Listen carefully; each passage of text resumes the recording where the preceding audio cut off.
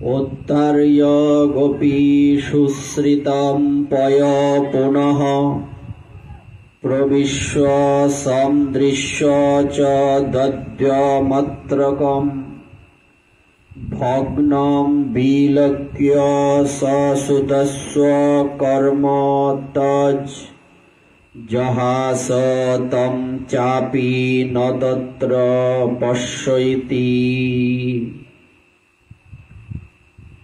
कलिपावन अवतार अभाजन भाजन प्रयोजन शिरोमणि परमेश्वर भगवान श्री कृष्ण चैतन्य महाप्रभुर अपार अनुकंपाय अष्टाविंश दिवस व्यापी भागवतीय आसरेर अद्यकार एकादश दिवसे आगत समागत दृश्यमान अदृश्यमान वैष्णव मंडली एवं आमार भक्तिमती मातृमंडलिया प्रत्येकेर श्री चरण कमले जानाई अगणित दंडवत प्रणति एवं गौर प्रीति और शुभेच्छा। गतदिन आमरा आलोचनाय अग्रसर हच्छिलाम मा यशोमती इनी जखन गोपाल के कोल थेके नामिये रेखे दूध पड़े जाच्छिलो उठले सेखान थेके सेई दूध के नामाते गिয়েছিলেন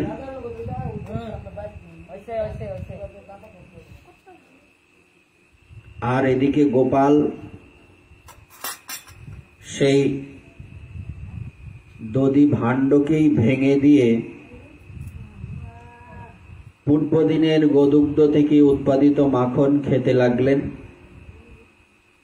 চোখে ওনার কৃত্রিম অশ্রু ছিল এবং সকলের চোখের আড়াল হয়ে গেলেন। এটাই আমাদের গতদিনের আস্বাদ্য ছিল। এর পরবর্তী শ্লোকে বর্ণিত আছে এদিকে দুধ যথেষ্ট গরম হয়ে গেছে, মা যশোদা তা নামিয়ে রেখে আবার দধিমন্থনের ঘরে চলে এলেন। সেখানে এসে দেখেন দধিমন্থন ভাণ্ড ভাঙা, ছেলেও সেখানে নেই। তার আর বুঝতে বাকি রইল না যে কীর্তিটি তার পুত্রেরই, এবং এর কারণ অনুমান করে তিনি হেসে ফেললেন। এদিকে ব্যাখ্যায় বর্ণিত আছে মা যশোমতী দুধের কাছে উপস্থিত হলেন। প্রেমের বিচিত্র গতি, পুত্রকে কোলের থেকে নামিয়ে দিয়ে তার পানীয় দুধের প্রতি অধিক মনোযোগ। নিজের বুকের দুধ তো নিজের কাছেই আছে, সে তো কোথাও চলে যায় না, কিন্তু এই যে পদ্মগন্ধা গাভীর দুধ, যে পদ্মগন্ধা গাভীকে সহস্র সহস্র গাভীর মধ্য থেকে বেছে নেওয়া সর্বশ্রেষ্ঠ গাভীদের দুধের দ্বারা প্রতিপালন করা হয়, তার কোথায় পাওয়া যাবে? মা যশোমতী ইনি গোপালকে কোল থেকে নামিয়ে চুলা থেকে দুগ্ধ নামাতে কেন গেলেন? ইনি চিন্তা করছেন বুকের দুধ তো বুকেই থাকবে, এটা তো দুষ্প্রাপ্য নয়, কিন্তু এই যে নবলক্ষ গাভীর থেকে কয়েকটা মানে ৮টার মতো গাভীর, বিশেষ গাভীর দুধকে একত্রিত করে গোপালের জন্য মাখন প্রস্তুত করা হয়, এটা তো আর পাওয়া যাবে না। সুতরাং এই চিন্তা করেই তিনি গোপালকে কোল থেকে নামিয়ে দুধের ভাণ্ডকে চুলা থেকে নামাতে গেছেন। বৃন্দাবনের দুধও অপাকৃত, কালকে এটা আমরা ব্যাখ্যা করেছি, আর আজকে আর বিস্তারিত বলছি না। চিন্ময় প্রেম জগতের দুধ মাকে আসতে দেখেই লজ্জায় তার মাথা নত হয়ে গেল। ছি ছি, আগুনে আত্মবিসর্জনের সংকল্প করে আমি মায়ের স্নেহানন্দ উপভোগে কিরকম বিঘ্ন সৃষ্টি করলাম। আমরা কালকে বলছিলাম দুধ কেন পড়ে যাচ্ছে, এই দুধ ভাবছে মায়ের বুকের দুগ্ধ পান করে গোপালের খিদে তৃষ্ণা সব মিটে যাবে, আমি আর গোপালের সেবায় লাগতে পারবো না, সুতরাং আমার আগুনে আত্মাহুতি দেওয়াই উচিত। এখন চিন্তা করছেন, ছি ছি, আমি এটা কি করলাম? আমি আগুনে আত্মবিসর্জনের সংকল্প করে মায়ের স্নেহের আনন্দ উপভোগ যিনি মা করছিলেন, যা কিরকম তার মধ্যে বিঘ্ন সৃষ্টি করলাম। মানে আমার জন্য উনি গোপালকে মন প্রাণ দিয়ে দুগ্ধ পান করাচ্ছিলেন, আর আমি আমার এতই দৃষ্টতা, আমি কি করলাম? মায়ের সেই বাৎসল্য রসের মধ্যে বিঘ্ন সৃষ্টি করলাম। মা নিজের আনন্দ পরিত্যাগ করে আমাকে রক্ষা করার জন্য ছুটে আসছেন, ধিক আমাকে। দুধের উতলে ওঠা বন্ধ হয়ে গেল, সে তৎক্ষণাৎ শান্ত ভাব ধারণ করল। এবার সেখানে মা যশোমতী ইনি যখন এসে দেখলেন দধি মন্থনের ভাণ্ড ভাঙা, ছেলে সেখানে নেই, বোঝার আর বাকি তো রইল না, এই কীর্তি তার পুত্র ধন ছাড়া আর কেই বা করবে। তিনি একলা একলাই হেসে ফেলেছিলেন। ছেলেকে এদিক ওদিক খুঁজতে খুঁজতে যশোদা দেখতে পেলেন তিনি একটি উল্টানো উলুখলের উপর উঠে শিখায় তুলে রাখা মাখন নিয়ে বানরদের যথেচ্ছ বিলিয়ে দিচ্ছেন। মানে একটা বড় উদুখল গাইল, এর উপরে উঠে শিখা থেকে দধি মানে নবনীত নিয়ে সেগুলি বানরদেরকে বিলিয়ে দিচ্ছেন। পাছে এই চুরি করতে থাকা অবস্থায় ধরা পড়ে যান, সেই ভয়ে চকিত নেত্রে চারিদিকে তাকাচ্ছেন। এই কাজও করছেন, এদিক ওদিক তাকাচ্ছেন, না মা এসে যায়, চোরের মন্ত পুলিশের চিন্তাই করবে। এই দৃশ্য দেখে যশোদা পিছন দিক দিয়ে ধীরে ধীরে ছেলের কাছে গিয়ে উপস্থিত হলেন। ব্যাখ্যায় বর্ণিত আছে, মা তুমি যদি আমাকে নিজের কোলে না রাখো, তাহলে আমি ঠিক কোনো খলের কোলে গিয়ে বসবো। যেন এই কথা বোঝানোর জন্যই শ্রীকৃষ্ণ উপুর করা উলুখলের উপরে গিয়ে বসেছিলেন।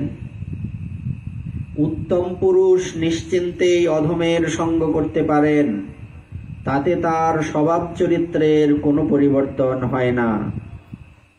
উলুখলের উপর বসেও তিনি তাই বানরদের মাখন বিলি করছিলেন।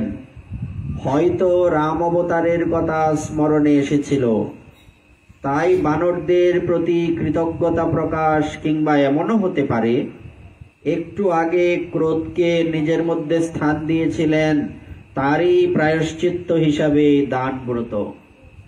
বলবার তাৎপর্য,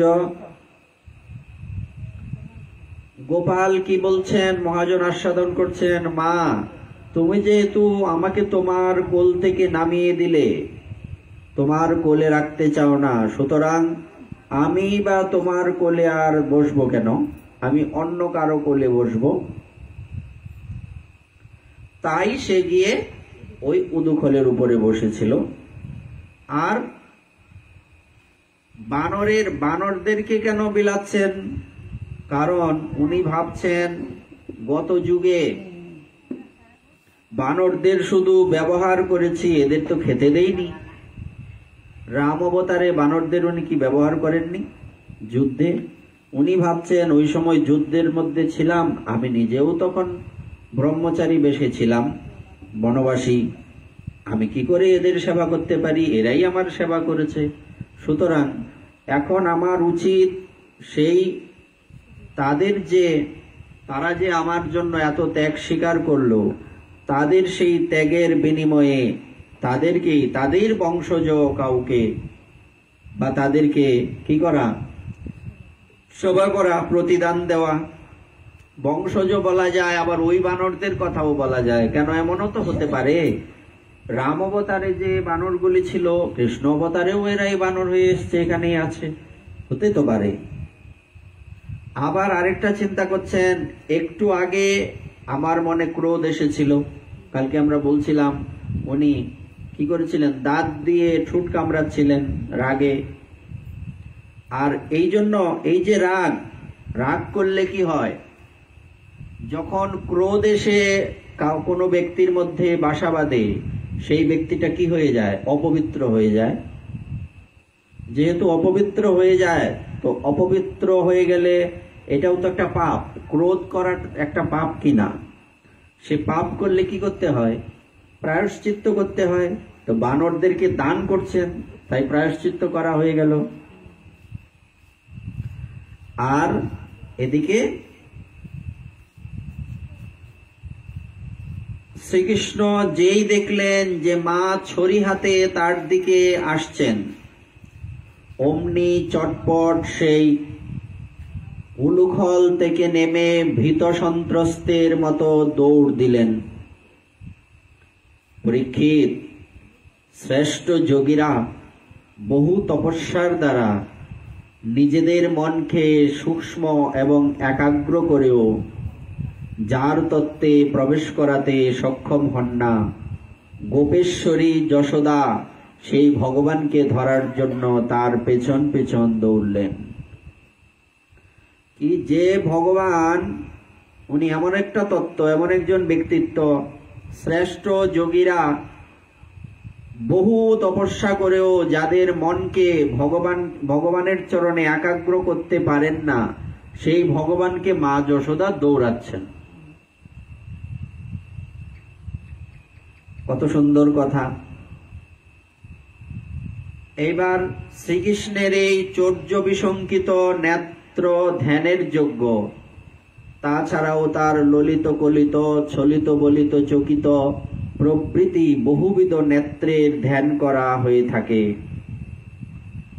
কিন্তু এই চৌর্য বিশঙ্কিত নেত্র প্রেমী ভক্তের হৃদয়ে গভীর প্রতিঘাতের সৃষ্টি করে, মর্মমূলে সহজেই প্রবেশ করে, তার ধ্যান চিত্ত তার সহায়ক হয়। এই এক অপূর্ব দৃশ্য। ভগবান ভীত সন্ত্রস্ত হয়ে পালাচ্ছেন, ঐশ্বর্যকে তো তিনি মায়ের বাৎসল্য প্রেমের কাছে উৎসর্গ করে ব্রজের বাইরেই ফেলে দিয়েছিলেন। কোন অসুর যদি অস্ত্র শস্ত্র নিয়ে আসতো তো সুদর্শন চক্রকে স্মরণ করতেন, কিন্তু মায়ের হাতের ছড়িকে নিবারণ করার মতো অস্ত্র শস্ত্র কোথায়? আর এই অস্ত্রের সাথে কোন অস্ত্রে উনি যুদ্ধ করবেন? যদি উনি এমনটা ভাবেন বা করেন যে মা যষ্টি বা লাঠি হাতে নিয়ে আসছেন, আমিও লাঠির বদল আরেকটা অস্ত্র মায়ের দিকে নিক্ষেপ করি, তাহলে মায়ের প্রতি অবিচার করা হবে, মাতৃস্নেহকে অগ্রাহ্য করা হবে, মাতৃস্নেহকে কি বলে অপমান করা হবে, অপদস্থ করা হবে। সুতরাং ভগবান ভাবলেন যে এখন তো সুদর্শনকেও ডাকা যাবে না, মায়ের হাতে লাঠি, এই লাঠির বিরুদ্ধে কোনো অস্ত্র নেই, সুতরাং দৌড়ানো ছাড়া আমার কোনো গতিও নেই। আর বৃন্দাবনে ঐশ্বর্যের কোনো স্থান নেই। আমরা সবাই জানি বৃন্দাবনের পাশে একটা বন রয়েছে, বেলবন। বেলবনে লক্ষ্মী দেবী পড়ে রয়েছেন। লক্ষ্মী দেবীকে ওই যমুনার ওপারেই রাখা হলো, এই পারে আর আনা হলো না। না, ঐশ্বর্যের বৃন্দাবনে কোনো জায়গা হতে পারে না, হবে না। ঐশ্বর্য ওপারেই থাকবে। বৃন্দাবন হচ্ছে মাধুর্যের জায়গা, এখানে ঐশ্বর্যের কোনো স্থান নেই। তাই কখনো কখনো যদি ভগবান ঐশ্বর্যকে বৃন্দাবনে প্রকাশ করতেন, ভগবানকে নাকানি চুবানি খেতে হতো। এর বহু প্রমাণ রয়েছে। যখন কখনো কখনো মাতা যশোমতী গোপালকে মারার জন্য যেতেন, তো স্বাভাবিক অবস্থায় বলদেব হচ্ছেন সেবক বিগ্রহ, ইনি গোপালকে বাঁচাতে যেতেন। মা মেরো না, বলছে ও এর সাফাই গাইতে এসছিস, আয় তোকেও পেটাবো। বলদেব চন্দ্র বলছেন মা তুমি জানো না আমি কে? আসলে বলদেব চন্দ্র সেবক বিগ্রহ কিনা, সাক্ষাৎ লক্ষণ সেবক বিগ্রহ। ইনি ভগবানের সেবার অন্যতা হোক, ভগবানের বিরুদ্ধাচরণ হোক, সেটা উনি কি করতে পারেন না, সহ্য করতে পারেন না। এবার কথা হচ্ছে ইনি কি সব জানেন না? জানেন, কিন্তু ওনার যে অভ্যাসটা রয়ে গেল না, অভ্যাসটা কি? যদি কেউ, সে যেই হোক, সে যদি ভগবানের বিরোধিতা করেন, রামচন্দ্র ভগবান, কৃষ্ণচন্দ্র ভগবান, তবে তো লক্ষণজি আসবেন, বলরামজি তো উনি চলেই আসেন, এটা স্বাভাবিক। ওই অভ্যাসটা রয়ে গেল। কিন্তু ইনি জানেন মা যশোমতীর এখানে এইসবের স্থান নেই, তারপরে ওইটা উনি কেন করছেন? অভ্যাসবশত আমাদের শিক্ষা দিচ্ছেন, ভগবানের সেবাটা যদি তুমি আজীবন করে থাকো, সবসময় করে থাকো, তোমার হৃদয়ের সাথে যখন ভগবানের সেবাটা গেঁথে যাবে, তখন তোমার কি হবে? তোমার এটা অভ্যাসে পরিণত হয়ে যাবে, এবং তোমার যে কোনো পরিস্থিতিতেই তুমি সেই সেবা ভুলবে না। আর একদিন তো ইনি এরকমই করছেন, বলছেন মা তুমি আমাকে চেনো না, তুমি আমার সামনে গোপালকে মারবে, এটা আমি মানতে পারবো না। তুমি জানো আমি কে? বল তুই কে? আমি শঙ্কর্ষণ, আমি লক্ষণ। হায় ভগবান, সব ভগবান কি আমার বাড়িতেই আসতে হলো? দাঁড়া, এক ভগবানকে তো তুই ভগবান বলছিস না, এক ভগবানকে তো বাধার উপক্রম করছি, তুই ভগবানকেও ছাড়বো কেন? আয় তোকেও আজকে এক ঘা মেরে দেই। গোপাল ইশারা দিচ্ছেন, দাদা এখানে তোমার এই সব ঐশ্বর্য ভারী ভুরি টিকবে না, যদি মায়ের থেকে বাঁচতে চাও পালাও। বলবার তাৎপর্য হচ্ছে মার কতটুকুই মারবেন, এতটুকু মার কি সহ্য করতে পারেন না ভগবান? আসলে লীলাচ্ছলে এরকম উনি করছেন, সব ভগবান আমার বাড়িতেই আসতে হলো, এত ভগবান দিয়ে আমি করবোটা কি? সব চোরের দল ভগবান আমার ঘরে জন্মেছে। দেখুন এই বিষয়টা সামান্য নয়। মা যশোদার কত সৌভাগ্য, মহাজন আস্বাদন করছেন, মা তুমি কত জন্ম জন্মান্তর ভগবানের আরাধনা করেছ, সেই আরাধনার ফলস্বরূপ ভগবান আজকে তোমার দ্বারা আবদ্ধ।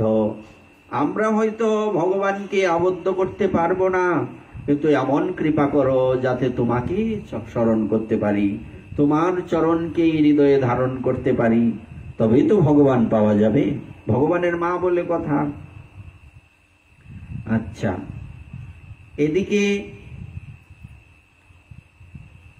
কি হলো? মহাজন এখানে আস্বাদন করছেন, যেহেতু মায়ের হাতের ছুরিকে নিবারণ করার মতো অস্ত্র শস্ত্র নেই, ভীত পলায়ন পর ভগবানের এই মধুর মূর্তি ধন্য, ধন্য এই ভয়। ভয় কখনো ধন্য হয়? কিন্তু ভগবানের বেলায় যা যুক্ত হোক তা ধন্যই তো হবে। তারপরে মা যশোদার পক্ষে অবশ্য খুব জোরে দৌড়ানো সম্ভব ছিল না, কিঞ্চিত স্থূলাঙ্গী হওয়ায় তার গতিবেগ স্বভাবতই মন্দ ছিল। এখন দ্রুত গমনের ফলে তার পৃতুল শ্রোণীদেশের চঞ্চলতা সত্ত্বেও তার ভারে তার বেগ ব্যাহত হচ্ছিল। আবার সেই গতিবেগের কারণেই তার কবরী বন্ধন শিথিল হয়ে গিয়ে মাথার ফুলগুলি তার পেছনে খসে খসে পড়ছিল। যাই হোক, এইভাবেই যথাসাধ্য চেষ্টার পর সুন্দরী যশোদা তার পুত্রকে কোন ক্রমে ধরে ফেললেন। মা যশোদার শরীর এবং বেশভূষা দুই তার সঙ্গে বিরোধিতা করছিল। কেন তুমি এত আদরের কানাইকে এইভাবে তাড়না করছো? মা অবশ্য ছেলেকে ধরলেনই শেষ পর্যন্ত। আর এদিকে কি হলো? ছেলেকে বাগে পেয়ে মা তার একটি হাত চেপে ধরে খুব তর্জন গর্জন শুরু করলেন। শ্রীকৃষ্ণের অবস্থা তখন দেখার মতো। অপরাধ তো করেইছেন, এখন ধরা পড়ে গিয়ে কান্নার বন্ধ হয় না, এটা আমরা ওই দিন বলছিলাম। এক হাতে চোখ ঘষছেন, ফলে চোখের কাজল সারা মুখে ছড়িয়ে গেছে। বারবার ওপর থেকে মায়ের মুখের দিকে তাকাচ্ছেন। দু চোখে ভয়ের ছায়া। ছোট্ট মা লম্বা সোজা দাঁড়িয়ে আছেন, উপর দিকে মার দিকে তাকিয়ে আছেন, অসহায় মুখ।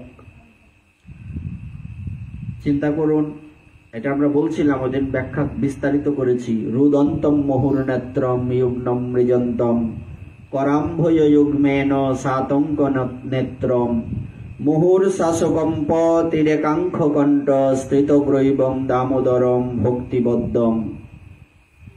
ভগবান স্বয়ং অপরাধী, মায়ের সামনে দাঁড়িয়ে আছেন ভীত সন্ত্রস্ত ভাবে। বিশ্বের ইতিহাসে এই এক অভূতপূর্ব অচিন্তনীয় দৃশ্য। আর গোপীদের মুখ থেকে শ্রবণ নয়, যশোদা আজ নিজের চোখেই দেখছেন ছেলের কীর্তি। বা তিনি হয়তো আজ মাকে দেখাতে চেয়েছেন যে তার বিরুদ্ধে আনা অভিযোগগুলি মিথ্যা নয়।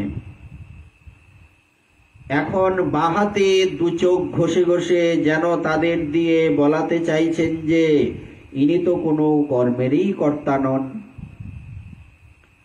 উপর থেকে চাইছেন যেন এই ভেবে যে স্বয়ং মাই যখন প্রহার করতে উদ্যত, তখন আর কেই বা রক্ষা করবে। ছোট চোখ দুটি ভয়ে বিহল হচ্ছে এই ভাবনায় যে উনি নিজেই তো বলে দিতে পারেন আমি কিছুই করিনি। আমরা কি করে সে কথা বলি? তাহলে তো লীলাই বন্ধ হয়ে যাবে। ছেলেকে বাগে পেয়ে মা শুরু করলেন বকুনি। বাদরের বন্ধু হয়েছিস তো, স্বভাবটাও সেই রকম হয়েছে দেখছি তোর। এক মুহূর্তের জন্যে যদি শান্ত হয়ে থাকে, দইয়ের হাড়ি তো ভাঙলি, এইবারে মাখন কোত্থেকে আসবে? আজ দেখ তোকে কেমন জব্দ করি, এমন বাধা বাঁধবো আজ তোকে যে না পারবি খেলতে যেতে, না পারবি যত দুষ্কর্ম করতে। আর দেখি তুই কিভাবে দুষ্কর্ম করিস। এরপর মা যশোমতী গোপালকে বাধার চেষ্টা করছেন। যশোদা দেখলেন ছেলে খুব ভয় পেয়েছে। তখন তার বুকে বাৎসল্য স্নেহ জেগে উঠল। গোপাল ভাবছেন চাইছিলাম আমি এটাই, কাঁদছিলাম আর অসহায়ের মতো তাকাচ্ছিলাম নিচের থেকে উপরের দিকে। তিনি হাতের ছড়ি ফেলে দিলেন এবং ভাবলেন একে দড়ি দিয়ে বাঁধা দরকার, নইলে আবার কোথায় পালায় কে জানে। প্রকৃতপক্ষে নিজ পুত্রের ঐশ্বর্যের জ্ঞান তো যশোদার ছিল না, অন্যথায় লীলা হতেই পারে না। যদি মা যশোদা জানতেন গোপালকে, তাহলে কি এরকম লীলা হতো? এটা কি সম্ভব? এই লীলা কে জানতেন? এই লীলার কথা জানতেন স্বয়ং দেবকী দেবী, বসুদেব মহাশয়, ইনারা জানতেন। তাই যখন কারাগার থেকে বেরিয়ে আসলেন, পরবর্তীতে বৃন্দাবন ছেড়ে আবার মথুরায় গমন করলেন গোবিন্দ আর বলরাম। তো সেখানে কি হলো, যখন কৃষ্ণ বলরাম প্রণাম করতে যাচ্ছেন দেবকী বসুদেবকে, তখন ইনারা পিছিয়ে গিয়েছিলেন। কেননা ইনারা সেই জন্মের সময় দেখেছেন, জন্মের সময় খুব ভালো করে দেখেছেন যে ইনি সামান্য কোনো ব্যক্তি নন, ইনি স্বয়ং ভগবান, নতুবা ইনি চতুর্ভুজ রূপ ধরে আসবেন বা কেন? ভগবান কিভাবে এসেছিলেন? ভগবান প্রথমে কিন্তু এসেছিলেন চতুর্ভুজ রূপ ধারণ করে। আর এই ভাবটা বৃন্দাবনে নেই। আর কথায় বলে যেখানে ঐশ্বর্য সেখানে মাধুর্য নেই, যেখানে মাধুর্য সেখানে ঐশ্বর্যের স্থান নেই। সুতরাং এখানে গোপাল ইচ্ছেও করবেন না ভগবান সাজতে, আর ভগবান সাজলে লীলা পুষ্টি হবে না। কিভাবে গোপালকে মা যশোমতী বেঁধেছিলেন আমরা এটা আগামীকাল দেখব। আজকে একটা বিশেষ তিথি, সেটা হচ্ছে রাধাকুণ্ড এবং শ্যামকুণ্ডের প্রাকট্য তিথি।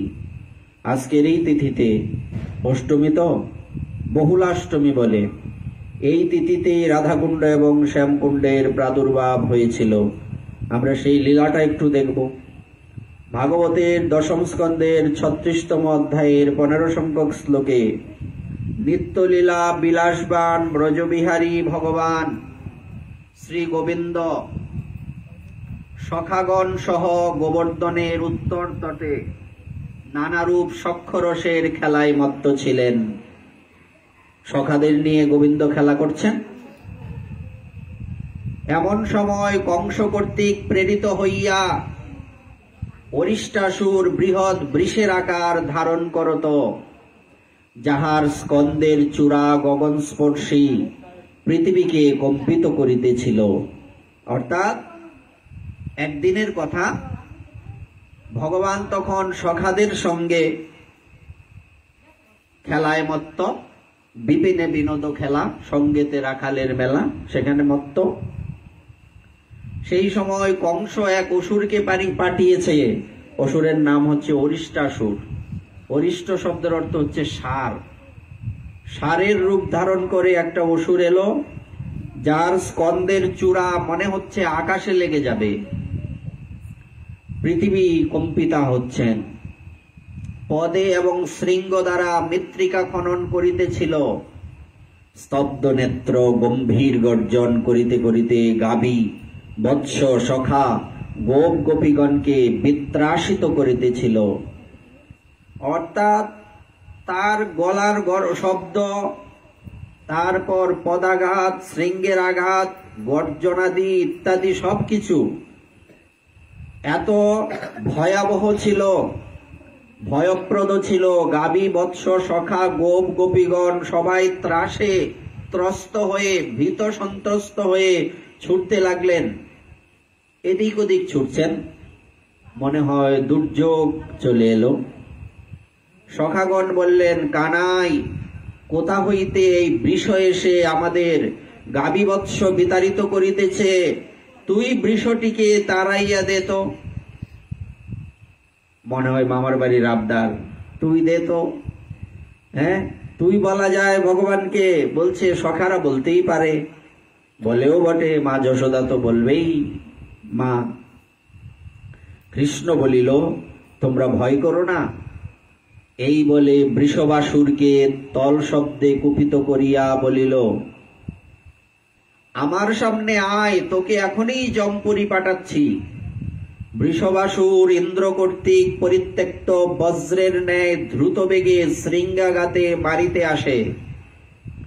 দৌড়ে ছুটে আসছে, কৃষ্ণকে মারবে। কৃষ্ণ বাম হাতে ধাক্কা মারায় 18 পদ দূরে গিয়া পড়ে যায়। আশ্চর্যান্বিত হয়ে পুনঃ শৃঙ্গাঘাতে মারিতে আসে। ভগবান শৃঙ্গ ধরিয়া ভূতলে পাতিত করিয়া আর্দ্র বস্ত্র হইতে যেমন জল নিষ্কাশিত করে, সেই রকম জল নিষ্কাশিত করার ন্যায় বৃষবাসুরকে নিহত করেন। কোন কাপড়, ভিজা কাপড়কে কিরকম ভাবে জল নিষ্কাশিত করা হয়, এই রকম ভাবে জল নিষ্কাশিত করার মতোই সেই বৃষবাসুরকে নিহত করলেন। সখারা বলে, ভালো করিয়াছ, আমাদের মারিতে আসিতেছিল, কত বড় সাহস। এবং ককুদ্বীনম হত্বা স্তুয়মান সজাতিভি বিবেশ গোষ্ঠম সল বল গোপীনাম নয়নোৎসব। গোপীগণের নেত্র আনন্দদাতা নেত্রানন্দদাতা বৃষবাসুরকে নিধন করিয়া গোপীগণ কর্তৃক প্রশংসিত হইয়া বলদেবের সহিত গৃহে গমন করিয়াছিলেন। সে অসুরকে মেরে ভগবান কি করলেন? নিজ গৃহে ফিরে গেলেন। নিত্যলীলায় প্রত্যহ যেরূপ বৃন্দাবনে রাসলীলায় আসেন, সেই রূপে এসে উপস্থিত হন। রাত্রিতে রাসলীলায় উপস্থিত হয়েছেন। রাধারানী ও ব্রজবালাগণ আগমন করেছেন সেখানে। 16 ক্রোশ বৃন্দাবন চিদানন্দময়। বৃন্দাবন হইতে নন্দগ্রাম বর্ষানা যাবৎ পর্যন্ত সবই বৃন্দাবন। গোবর্ধন তটে আসেন, পরস্পরের সহিত সাক্ষাৎকার হয়। শ্রী রাধাকৃষ্ণের পরিহাস রস প্রসঙ্গে শ্রী রাধাকুণ্ড শ্যামকুণ্ড প্রকটিত হইয়াছিল। বিশ্বনাথ চক্রবর্তী পাদ টিকাতে বরাহ পুরাণাদির বাণী উদ্ধৃত করিয়াছেন, তাহা সংক্ষেপে বর্ণিত হইতেছে। এবার কি ঘটনা ঘটল? রাত্রিকালীন রাসলীলাতে গোবিন্দ এলেন, সেখানে গোপীগণ এলেন। এবার সখীগণ সহ আলোচিত হইতেছে, কৃষ্ণ আজ গোহত্যা করিয়াছে। শ্রী রাধারানী বলিলেন, হে বৃষঘাতীন, আজ তুমি আমাদের স্পর্শ করিও না, তুমি অপবিত্র, তুমি গোহত্যার পাপী। শ্রীকৃষ্ণ বলিলেন, হে মূঢ়বুদ্ধিগণ, এ যে বৃষরূপী অসুর ছিল। শ্রী রাধা বলিলেন, তথাপি গরু। বৃষ অসুর হইলেও তাহাকে বধ করায় ইন্দ্রকে ব্রহ্মহত্যার পাপ লেগেছিল। বৃত্রাসুর অসুর ছিল তো। অসুরের সাথে যখন ইন্দ্রদেবের যুদ্ধ হয়েছিল, সেই বৃত্রাসুরের মৃত্যু হলো। নামই তো অসুর, বৃত্রাসুর। কিন্তু বৃত্রাসুর যে ব্রাহ্মণের সন্তান, স্বয়ং দেবরাজ ইন্দ্র, ইনাকে ব্রহ্মহত্যার পাপ লেগেছিল। চিন্তা করুন, ব্রাহ্মণ হত্যার পাপ থেকে স্বয়ং ইন্দ্র পর্যন্ত মুক্তি লাভ করতে পারেননি। যদি ব্রাহ্মণের ঘরে জন্ম হওয়ার জন্যই কেবলমাত্র অসুর হলেও তাকে মারার জন্য, তাকে মারার ফলস্বরূপ ইন্দ্রদেবের গায়ে ব্রহ্মহত্যার পাপ লাগে, তাহলে বৃষভাসুর সে সার হয়ে এখানে বৃন্দাবনে উৎপাত করতে এসেছিল। তো সেই বৃষভাসুরকে মারার জন্য তোমার কেন গোহত্যার পাপ হবে না? কথা সত্যি। তারপরে শোনো, আমরা পূর্ণমাসী দেবীর মুখে শুনেছি, পুরাণে লেখা আছে, শ্রুতি ব্যবস্থা অনুযায়ী তুমি ত্রিভুবনের তীর্থে স্নান না করিলে পাপ মুক্ত হবে না। পৃথিবীতে যত তীর্থ আছে সব তীর্থে তোমাকে স্নান করতে হবে, তাহলে গোহত্যার পাপের প্রায়শ্চিত্ত হবে। শ্রীকৃষ্ণ বলিলেন, তবে কি আমি তীর্থ স্নান করতে যাব? কি রূপে ব্রজবালাগণ বলতে পারেন, তুমি চলে যাও।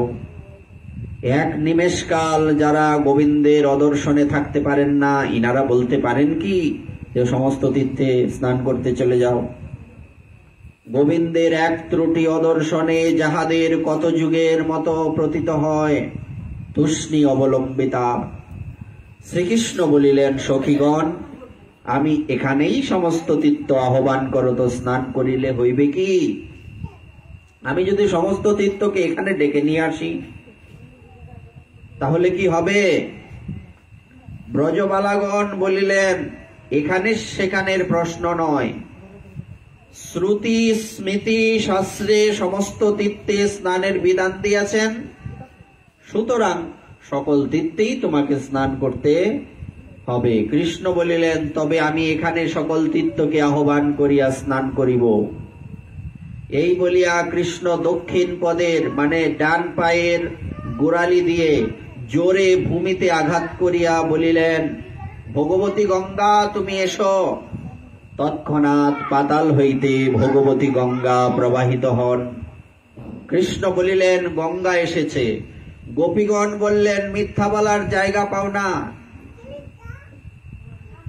গোপীগণ বলিলেন, মিথ্যা কথা বলিতে তোমার মুখে একটুও বাধে না। আমরা না দেখিলে বা জল পরীক্ষা না করিলে বিশ্বাস করিব না।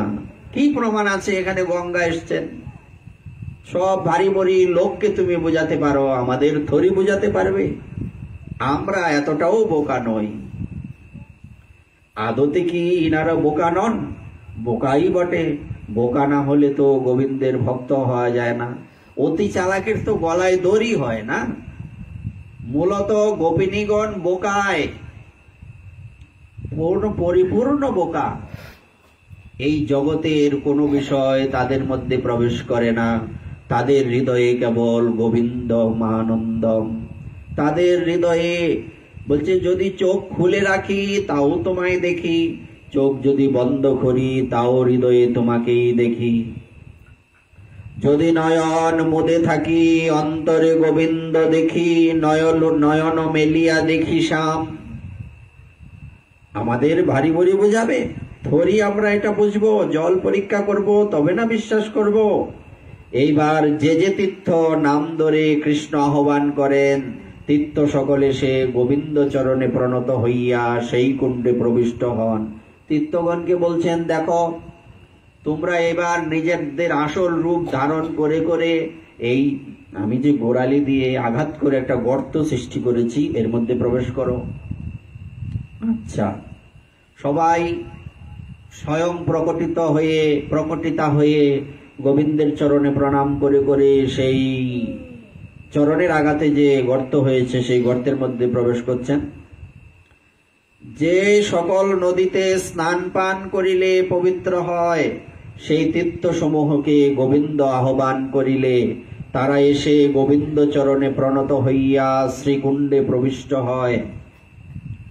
চন্দ্রবসা, তাম্রপর্ণী, অবটদা, কৃতমালা, বহায়সী, কাবেরী, বেণী, পয়স্বিনী, শর্করাবর্তা, তুঙ্গভদ্রা, কৃষ্ণবেন্না, ভীমরতী, গোদাবরী, নির্বিন্দা, পয়স্নী, তাপী, রেবা, সুরমা, নর্মদা, চর্মনতী, সিন্ধু, সোননদ, বেদস্মিতি, ঋষিকুল্লা, ত্রিজামা, কৌশিকী, মন্দাকিনী, যমুনা, সরস্বতী, দৃশদ্বতী, গোমতী, সরজু, রুদস্বতী, সপ্তবতী, সুষমা, শতদ্রু, চন্দ্রভাগা, মরুধৃতা, বিতস্তা, অশিগ্নি, মানসী গঙ্গা, এই নদী এবং মহানদী, সপ্ত সমুদ্র, প্রয়াগরাজ, পুষ্কররাজ আগমন করিলেন রাত্রি 12টায়।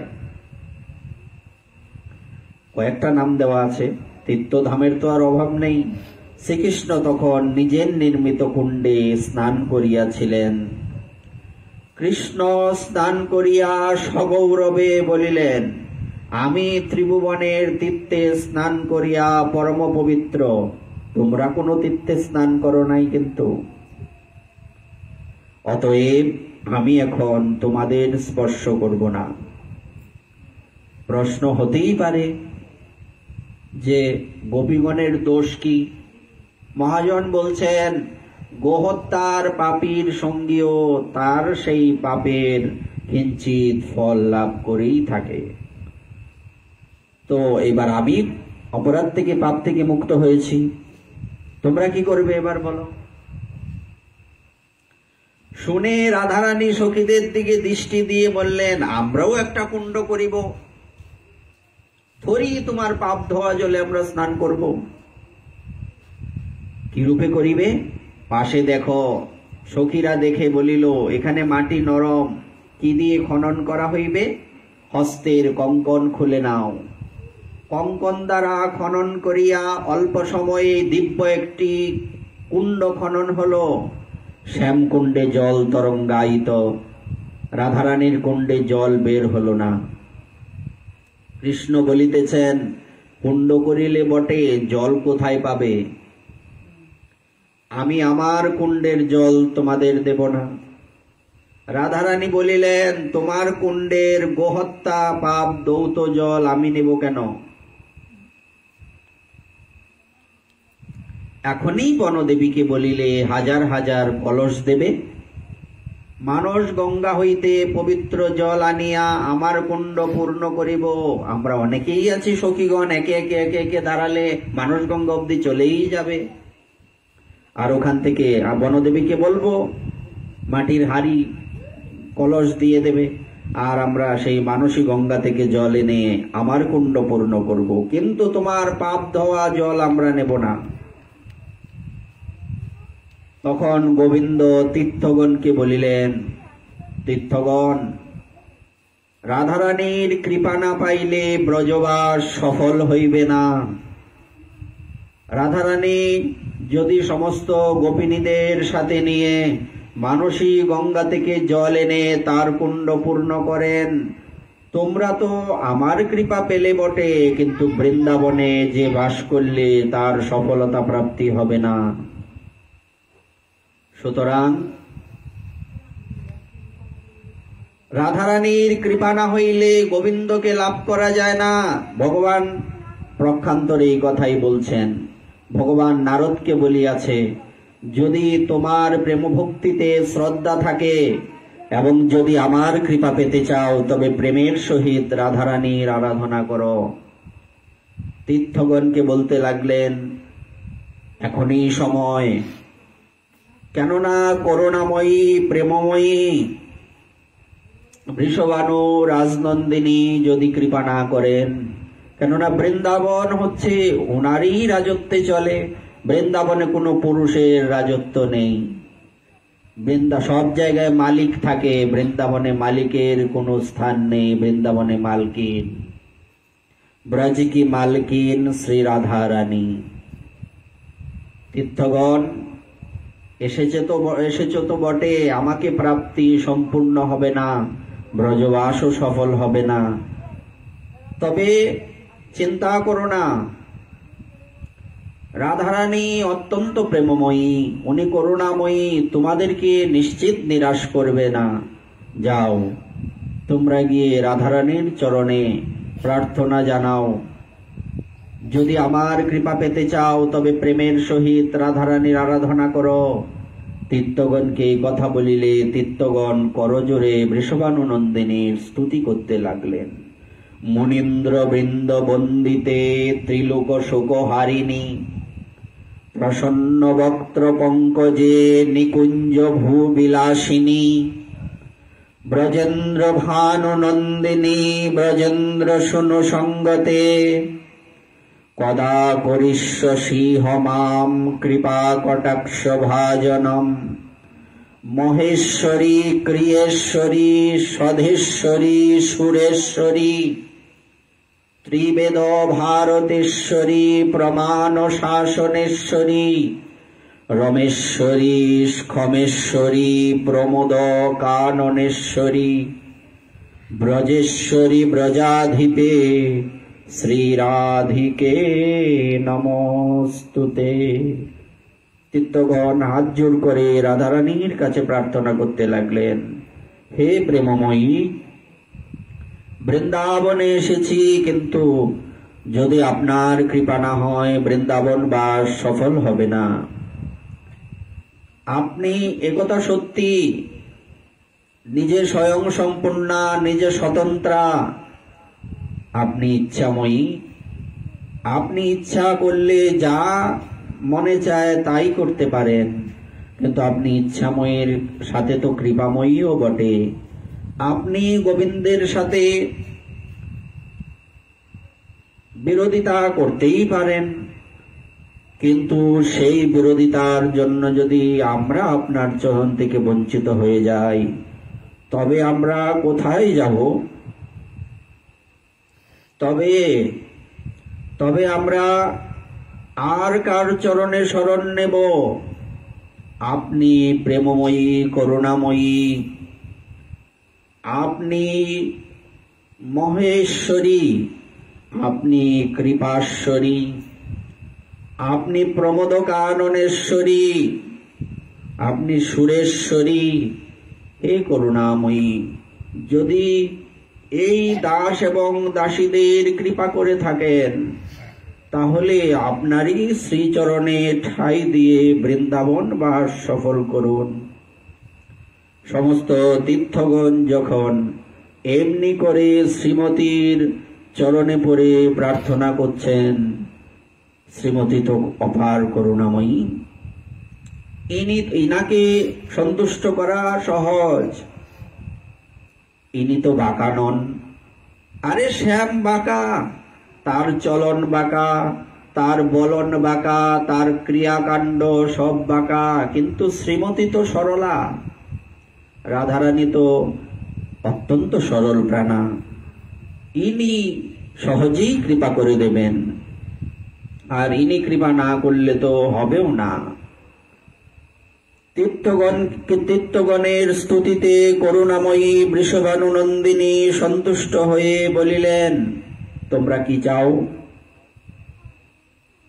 তীর্থগণ বললেন, তুমি যদি একবার করো দেবী অঙ্গীকার, করুণা কটাক্ষ করদান, তব কুণ্ডে বাস করি। তোমাদের লীলাহেরি তৃষ্ণা তরু হয় ফলবান, আমরা তোমার কুণ্ডে অবস্থান করিতে চাই। রাধারানী গোবিন্দ পানে কটাক্ষপাত করিয়া বলিলেন, ঠিক আছে, আগমন করো। শ্রবণ করে স্থাবর জঙ্গম আনন্দে রাধারানীর জয়গান করিলেন। বলো শ্রীমতী রাধা রানী কি।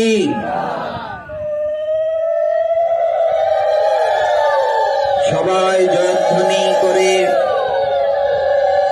রাধারানীর সেই প্রতিষ্ঠিত স্থাপিত কুণ্ডে প্রবিষ্ট হলেন। কৃষ্ণ তখন রাধারানীকে বলিলেন, তোমার কুণ্ড আমার কুণ্ড হইতে মহিমাতে অধিক। শ্যামকুণ্ড রাধাকুণ্ড, মাঝখানে তো শুধু একটা মাত্র চিকন রাস্তা, আর তো দূরত্ব নেই। জায়গাটার নাম শ্যামকুণ্ডও হতে পারত, কিন্তু জায়গার নাম তো শ্যামকুণ্ড নয়, জায়গার নাম হচ্ছে রাধাকুণ্ড। এরিয়াটার নামই তো রাধাকুণ্ড, তো শ্যামকুণ্ড তো রাধাকুণ্ড পাশাপাশি দুটো সরোবর, তাই নয় কি? দুটো পুষ্করিণী পাশাপাশি, মাঝখানে শুধু একটা রাস্তা, তো এটার নাম শ্যামকুণ্ড নয়, রাধাকুণ্ড। কেন? রাধারানীর মহিমাই সেখানে অধিক। আর বৃন্দাবনে রায় রাজা, রাধারানী ওখানে রাজা মানে রানী, ওখানে গোবিন্দের কোনো ভ্যালু নেই, ভ্যালুলেস। আচ্ছা, তোমার কুণ্ডে আমি প্রত্যহ স্নান ও জল বিহার করিব। যথা রাধা প্রিয়া বিষ্ণুর স্তুষ্যা কুণ্ডম প্রিয়ম তথা সর্বগোপীষু শৈবকা বিষ্ণুর অত্যন্ত বল্লভা। রাধারানী যেমন গোবিন্দের প্রিয়া, তার কুণ্ড সেই রূপ প্রিয়। সকল গোপীগণের মধ্যে রাধারানী কৃষ্ণের অতীব প্রিয়া। কৃষ্ণের কথা শ্রবণ করে শ্রী রাধারানী বলিলেন, আমিও সব সখীগণ সঙ্গে তোমার কুণ্ডে নিত্য স্নান করিব। তোমার কুণ্ড তীরবাসী আমার প্রিয় পাত্র হইবেন। সেই কুণ্ডে নিত্য কৃষ্ণ রাধিকার সঙ্গে জলে জল কেলি করে তীরের আসরঙ্গে। এই কুণ্ডে যে একবার করে স্নান, তারে রাধাসম প্রেম কৃষ্ণ করে দান। কুণ্ডের মাধুরী যেন রাধার মধুরিমা, কুণ্ডের মহিমা যেন রাধার মহিমা। কার্তিক মাসে কৃষ্ণপক্ষে অষ্টমী তিথিতে শ্রীকুণ্ড যুগল প্রকট হন। তাই সেই দিন লক্ষ লক্ষ ভক্ত সেখানে এসে স্নান পূজা করে মনের বাসনা পূর্ণ করেন। তাদের কি বাসনা? তাদের একটাই বাসনা, কুণ্ড তীরে বসে ডাকে রাধে রাধে, কোথায় গো প্রেমময়ী রাধে রাধে। তোমার কুণ্ড তীরে বসে ডাকে রাধে রাধে, তোমার দর্শনে প্রাণে মরি রাধে রাধে। এইবার দেখা দিয়ে প্রাণ রাখো। রাধারানীকে দাসী বলছেন, এইবার দর্শন দান করে প্রাণ রক্ষা করো। চাতক কি করে? চাতক বৃষ্টির জল ভিন্ন অন্য কোনো জল পান করে না। বৃষ্টির জলেরই আকাঙ্ক্ষা, মেঘের দিকে তাকিয়ে দে জল বলে চিৎকার করতে থাকে। চিৎকার করতে করতে গলা দিয়ে রক্ত বেরিয়ে যায়, কখনো কখনো মৃত্যুও হয়, কিন্তু বৃষ্টির জল ভিন্ন অন্য জল পান করবে না। তেমনি যারা গৌর অনুগত, নিতাই চাঁদের অনুগত, তাদের তো একটাই লক্ষ্য, তদ্ধামম বৃন্দাবনম। তাদের তো একটাই লক্ষ্য, আর কবে ব্রজে বাস করিব গো। হরি বলবো আর মদন মোহন হেরব গো, আমি এই রূপেতে ব্রজের পথে চলব গো। আমি যাব গো ব্রজেন্দ্রপুর, হব গোপিকার নূপুর, নূপুর হয়ে রুনুঝুনু বাজিব গো। প্রার্থনা করছেন, দাসীদের এই প্রার্থনা, আমি যার দাসী তার প্রত্যাশী। তাই তো চৈতন্য চরিতামৃতে বর্ণিত আছে, আমার ঈশ্বরী বৃন্দাবনেশ্বরী, তার প্রাণনাথ বলে ভজি গিরিধারী। শ্রীকুণ্ডের আবির্ভাব তিথির এখানে কিছু পদের বর্ণনা রয়েছে। জয় শ্রী ললিতা কুণ্ড, জয় শ্যামকুণ্ড, জয় জয় রাধাকুণ্ড, প্রতাপ প্রচণ্ড, আমার জীবনে মরণে গতি, জয় রাধাকুণ্ড, জয় জয় শ্যামকুণ্ড। কুণ্ডের মহিমা কিছু শুন ভক্তগণ, পুরাণাদি শাস্ত্রমতে ভাষায় লিখন। কুণ্ডের মহিমা সিন্ধু অনন্ত অপার, অজভব আদিশেষ নাহি পায় পার। ক্ষুদ্র জীব কি করিব তাহার বর্ণন, দিক দর্শন মাত্র করি যে লিখন। বৈকুণ্ঠ হইতে শ্রেষ্ঠ হয় মধুপুরী, জন্মলীলা প্রকটিলা আপনি শ্রীহরি। মধুপুরী হইতে শ্রেষ্ঠ হয় বৃন্দাবন, মথুরা, মধুপুরী মানে মথুরা। রাসোৎসব কইলা যাহা লইয়া গোপীগণ, ভাগবতে সুপ্রসিদ্ধ শ্রী শুক ভারতী। ব্রহ্মার দর্শন বৃন্দাবনের বিভূতি, এক দেশে অনন্ত বৈকুণ্ঠ বিষ্ণুধাম। হেন বৃন্দাবন ধামের কে করিবে উপাম, বৃন্দাবন মধ্যে শ্রেষ্ঠ হন গিরিরাজ।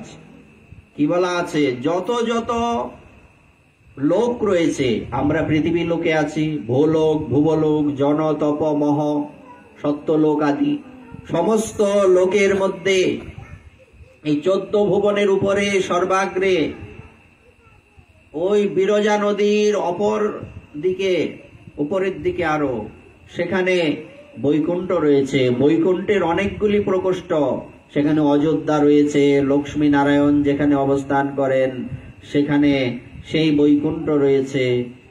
তারপরে সমস্ত সেই বৈকুণ্ঠের মধ্যে শ্রেষ্ঠ হচ্ছে মথুরা, সেই মধুপুরী। মধুপুরীর থেকে শ্রেষ্ঠ হচ্ছে বৃন্দাবন। কেননা মধুপুরী বৈকুণ্ঠ থেকে শ্রেষ্ঠ কেন, জন্মলীলা হয়েছিল সেখানে শ্রীকৃষ্ণের। আবার মধুপুরীর থেকে বৃন্দাবন শ্রেষ্ঠ কেন, সেখানে রাস হয়েছে। ভাগবতে সুপ্রসিদ্ধ শ্রী শুক ভারতী, সেখানে ব্রহ্মা পর্যন্ত এসে মোহিত হয়ে গিয়েছিলেন। সেই বৃন্দাবনের মধ্যে আবার শ্রেষ্ঠ হচ্ছে গিরিরাজ। বলো গিরিরাজ মহারাজ কি। সেই গিরিরাজ যার দ্বারা কইলা কৃষ্ণ গোষ্ঠ রক্ষা কাজ, গোবর্ধন মধ্যে রাধাকুণ্ড সর্বোত্তম। এই গিরিরাজের মধ্যে আবার শ্রেষ্ঠ কি, রাধাকুণ্ড শ্যামকুণ্ড হচ্ছে গিরিরাজের দুটো চোখ। রাধাকুণ্ড হচ্ছে গিরিরাজের বাম চোখ,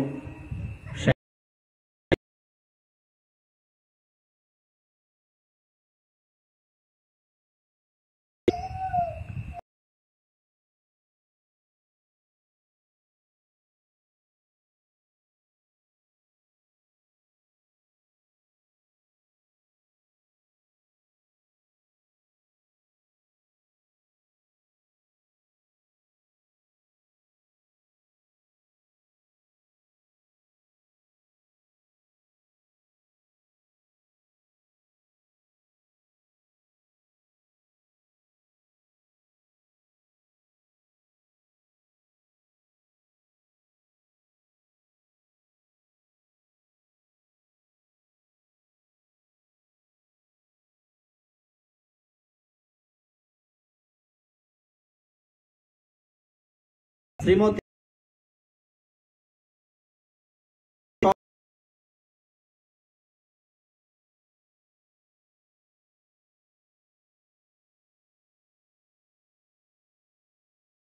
কৃষ্ণ প্রিয় রাধাকুণ্ড তৈ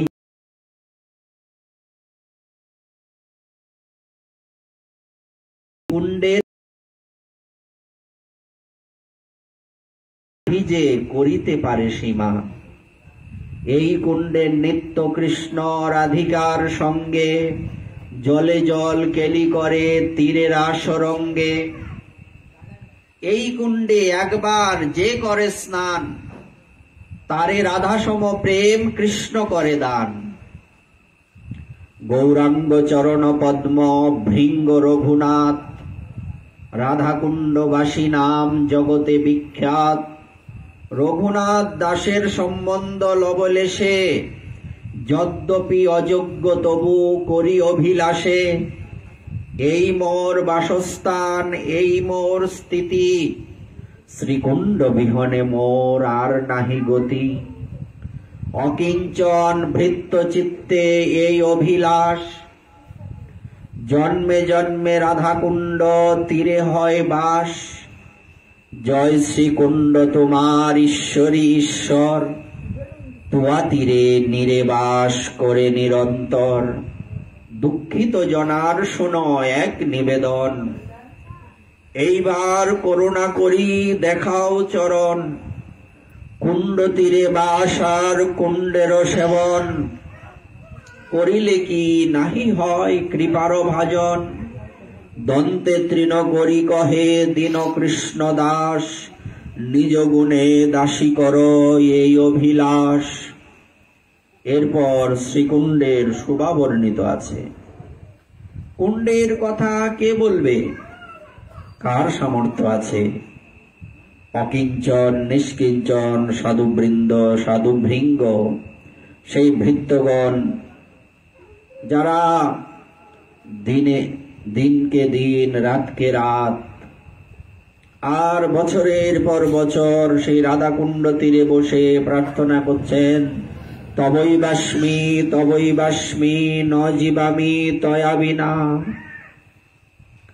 আমি তোমার একমাত্র তোমার, তুমি ছাড়া বাঁচি না, তুমি ছাড়া ভজি না। তুমি আমার সর্বস্ব ধন, হে প্রিয়াজি, হে রাধা ঠাকুরানী। এইভাবেই সমস্ত ভক্তভৃঙ্গগণ শ্রীমতীর চরণে প্রার্থনা করে যাচ্ছেন। কি বলছেন? দুঃখিত জনার শোনো এক নিবেদন। ভক্তের দুঃখ থাকে? বলছে ভক্তের একটাই দুঃখ, আমার যে সেবা করা হলো না, আমার যে কুণ্ডে বাস হলো না, আমার যে রাধারানীর চরণে নিষ্কপট মতি হলো না। দুঃখ তো সবারই থাকে, এই জগতের মানুষের দুঃখ আর ভক্তদের দুঃখ তো এক হয় না। ভক্তদের দুঃখ কেবল একটাই, কই আমার তো সাধন ভজন হলো না। সিদ্ধ বাবা বলছিলেন, আমার সাধন হলো সারা, আমার ভজন হলো সারা। নদের চাঁদের কান্তা আমি, কান্ত আমার গোরা। সেই তিনি যেমন গৌর সুন্দরকে হৃদয়ে ধারণ করেছেন, গৌর সুন্দরকেই সর্বস্ব ধন রূপে স্বীকার করেছেন, সেই তিনি গৌর সুন্দরকেই নিজের প্রাণ সর্বস্ব বলে স্বীকার করেছেন, নিজের প্রাণনাথ বলে স্বীকার করেছেন। ভক্তের তো দুঃখ একটাই, আমার ভজন হলো না, আমার সাধন হলো না। ভজন সাধন হলো না, সেই ভজন সাধন বালাই সার। সাধন ভজনের কি করতে পারবো, কি বা জানা আছে, কতটুকুই ধারণা আমাদের আছে, এত কিছুর কি বা অপেক্ষা আছে? একটাই লালসা থাকবে, সাধন ভজন যাই করি না কেন, তোমার নাম থেকে, তোমার ধামের থেকে, তোমার ভক্তদের চরণ থেকে, তোমার ভক্তরূপী সেই ভৃঙ্গ, সেই ভ্রমরগণের চরণ থেকে যেন কখনোই দূরে যেতে না হয়। ভক্তের তো এই প্রার্থনা হয়, তোমাকে পাবো সেই দৃষ্টতা আমি কি করে করি, তোমাকে পাবো সেই লালসা আছে বই কি, কিন্তু আমি তো এমন ভজন করি না তোমাকে পাবো। তাহলে কিন্তু তোমার ভক্তকে চাইতে বাধা কোথায়? তোমার সেবা করতে পারি আর না পারি, যে তোমার কি কৃপার পাত্র, কৃপা পেয়ে ধন্য হয়েছেন, সেই ভক্তের চরণধূলি যেন অঙ্গে মাখতে পারি, সেই ভক্তের চরণের দাস হয়ে যেন থাকতে পারি। কুণ্ড তীরে বাস আর কুণ্ডের সেবন, না দুঃখিত জনার শোনো এক নিবেদন, একবার করুণা করি দেখাও চরণ। আর তো প্রার্থনা থাকতে পারে না। আর শ্রীমতী তো অপার করুণাময়ী, ইনার কৃপার কথা তো বলে শেষ করা যায় না। যদি ওনার কৃপার কথা বলা হয় কম বলা হবে। রঘুনাথ দাস গোস্বামীপাদ জমিদারের সন্তান, বাৎসরিক আয় যার 20 লক্ষ টাকা ছিল সেই তৎকালীন সময়ে, আজকে প্রায় আজ থেকে সেই 500 বছর আগের কথা। সেই রঘুনাথ দাস গোস্বামীপাদ কোনোদিন কষ্ট করে অভ্যাস নেই। স্বর্ণের চামচ মুখে নিয়ে জন্মেছেন, বৃক্ষতলে বসে রাধারানীর চরণে প্রার্থনা জানাচ্ছেন, রাধা রাধা রাধা নাম জপ করছেন। আর রৌদ্র, বৃন্দাবনের গরমের কথা তো বলার অপেক্ষা নেই। গ্রীষ্মকাল, বসে আছেন, সারা শরীরটা তো টোকা দিলে রক্ত বেরোবে, লাল হয়ে গেছে রৌদ্রে, ঘাম পড়ছে, মনে হয় রক্ত পড়ছে শরীর থেকে। রাধারানী ভাবছেন এত আমাকে ডাকছে, এত ভাবে আমার জন্য এত কষ্ট করছে, ইনি সইতে পারছেন না। নিজের ওড়নিটা রঘুনাথের পিছনে দাঁড়িয়ে মাথায় ধরে আছেন ছত্রের মতো। সেই দৃশ্য দর্শন করলেন সনাতন গোস্বামীপাদ। সনাতন গোস্বামীপাদ রঘুনাথ দাসজিকে বলছেন, রঘুনাথ, যার জন্য ব্রজে আসা তাকে কষ্ট দেওয়া কেন? রঘুনাথজি বলছেন, গুরুদেব, আমি প্রিয়াজিকে কষ্ট দিয়েছি? আমি কি অপরাধ করলাম, কি কষ্ট দিলাম? আপনি কৃপা করে বলুন। কেন রঘুনাথ, তুমি কি দেখতে পাও না? যেখানে তুমি এই রৌদ্রের মধ্যে ভজন করছো খোলা আকাশের নিচে, সেখানে রাধারানী তোমার কষ্ট সইতে না পেরে উর্নিটা তোমার মাথায় ধরে আছেন। রঘুনাথ কি করলেন? এই কথা শুনে মূর্ছা গেলেন, হাই হাই করতে লাগলেন, আমি কষ্ট দিচ্ছি? সনাতন গোস্বামীপাদ বললেন, রঘুনাথ, আজ থেকে খোলা আকাশের নিচে নয়, আজ থেকে বৃক্ষতলে নয়, আজকের থেকে কুটিয়ায় বসে ভজন করবে। ওই কুঠিরের ভজন শুরু হলো। এই রাধারানীর কৃপা, রাধারানীর করুণা। ইনি এত কৃপা করেন ভক্তগণকে, যারা কৃপা প্রাপ্ত হয়েছেন তারাই জানেন। এই আমাদের মতো মাতৃষ জীব কি বুঝবে? কি বুঝবে রাধারানী কি জিনিস, কি জানবে? আরে লোকেরা তো কৃষ্ণের জন্মাষ্টমী পালন করে, রাধাষ্টমীর দিন অন্ন খায়, এরা কি বুঝবে রাধারানীর কি মহিমা? আর অনেকে বলে থাকেন, আরে রাধারানী নাকি কৃষ্ণের ভক্ত। হ্যাঁ, ভক্ত বই কি একদিক বিচার করলে, কিন্তু ইনি তো কৃষ্ণের ভক্ত, কৃষ্ণ ইনার ভক্ত, একে অপরের পরিপূরক, দুজনের মধ্যে ভেদ নেই।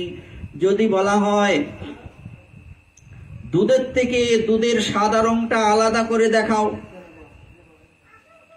পারবে কি? বলছে পারবো না। তো রাধারানীর থেকে কি করে গোবিন্দকে আলাদা করবে? মৃগমদ আছে গন্ধ নেই, এমন হতে পারে কি? বলছে না, এমন হতে পারে না। তো মৃগমদ আছে গন্ধ নেই, এমন যেমন হতে পারে না। রাধারানী আছেন, গোবিন্দ নেই, গোবিন্দ আছেন, রাধারানী নেই, এমন কি করে হতে পারে? যে ব্যক্তি একা কৃষ্ণের আরাধনা করেন সে তো উৎপাত করছে, সে ভুলেও কৃষ্ণ কৃপা পাবে না। সে ভুলেও কোনো কৃপাই লাভ করতে পারবে না। আর রাধারানীকে তুচ্ছ তাচ্ছিল্য করা, এরা কি বুঝবে রাধারানীর কি মহিমা? আরে রাধা কৃষ্ণে ভেদ নেই, রাধা কৃষ্ণে ভেদ নাই, শাস্ত্রে প্রমাণ। কত প্রমাণ চাই? প্রমাণের সীমা পরিসীমা নেই। তাই কখনো রাধারানীকে কৃষ্ণের থেকে আলাদা ভাববেন না, বরং কৃষ্ণের থেকে রাধারানীকে বেশি গুরুত্ব দিতে হবে, ইনাকেই বেশি গুরুত্ব দিতে হবে। কেন? ইনার কৃপাতেই গোবিন্দের কৃপা। যেমন নিতাই চাঁদের কৃপা ভিন্ন, কখনোই মহাপ্রভুকে পাওয়া যায় না। যাবে কি? দৃষ্টান্ত এই রঘুনাথ গোস্বামীপাদ, দাস গোস্বামীপাদ, ইনি মহাপ্রভুর কাছে গেলেন, মহাপ্রভু বললেন বাড়ি ফিরে যাও, সময় হয়নি। ইনি আর সরাসরি বলেননি তোমার সাহস তো কম নয়, নিতাই চাঁদকে বামে রেখে আমার কাছে চলে এসছো আমাকে পাওয়ার জন্য। ইনি বলেননি খুঁজে বের করো। সব যদি ভেঙে বলে দিতে হবে, তুমি তোমার ব্রেনটাকে কোথায় খেলাবে? তুমি নিজের মাথাটা খেলাও। রঘুনাথ দাস গোস্বামীপাদ পরবর্তীতে বুঝতে পারলেন কত বড় অপরাধ হয়েছে। ইনি তখন নিতাই চাঁদের কাছে গেলেন। নিতাই চাঁদ বললেন, চোরা দিলি দর্শন, আয় আয় আজি তোরে করিম দণ্ডন, তোকে আজকে দণ্ড দেব। তাই সেই দণ্ড মহোৎসব। যখন নিতাই চাঁদের কৃপা হলো, পরবর্তীতে সেই রঘুনাথ দাস গোস্বামীপাদকে মহাপ্রভু স্বীকার করলেন। থোড়ি নিতাই চাঁদের কৃপা ছাড়া মহাপ্রভুর কৃপা হবে? তেমনি রাধারানীর কৃপা ছাড়া গোবিন্দের কৃপা হবে না। গোবিন্দের কৃপা একমাত্র রাধারানীর কৃপার উপর ডিপেন্ড করে আছে। তাই এখানে কুণ্ড তীরে বাসার কুণ্ডের সেবন করিলে কি নাহি হয় কৃপার ভাজন। ঠাকুর মহাশয় প্রার্থনা করছে, আমি রাধা কুণ্ডে বাস করব, শ্যাম কুণ্ডে পড়ে থাকব, কুণ্ডের জলের মধ্যে গলা অবধি বসে থাকব। সেই কুণ্ডের জলে স্নান করলে, সেই কুণ্ডে একবার যে করে স্নান, রাধা সম প্রেম কৃষ্ণ তারে করে দান। করিলে কি নাহি হয় কৃপার ভাজন, দন্তে তৃণ করি কহে দীন কৃষ্ণ দাস, নিজ গুণে দাসী কর এই অভিলাষ। কি অভিলাষ করবেন? ভক্তদের আর কি অভিলাষ থাকবে? একটাই অভিলাষ, যার দাসী তার প্রত্যাশী। সেই রাধারানীর চরণে আমাদের একান্ত রতি হোক, আমাদের জীবনটা রাধাময় হোক, আমাদের অন্তর রাধাময় হোক, আমাদের অন্তরে রাধারানীর কৃপা ভিন্ন অন্য কোনো কিছু প্রাপ্তির লালসা না জাগুক।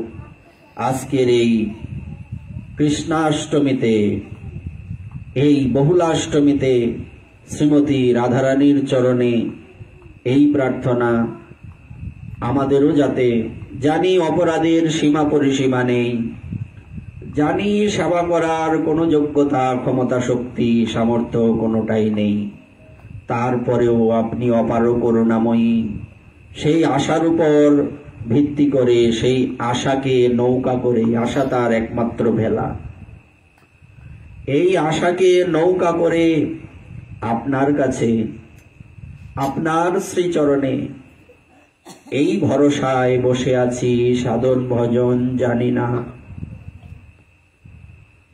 যদি একবার সেই দৃষ্টি আমাদের উপর পড়ে যায়, এই অধমের উপর পড়ে যায়, তাহলে জীবনে আর কি লাগে, আর কি প্রাপ্তির আছে?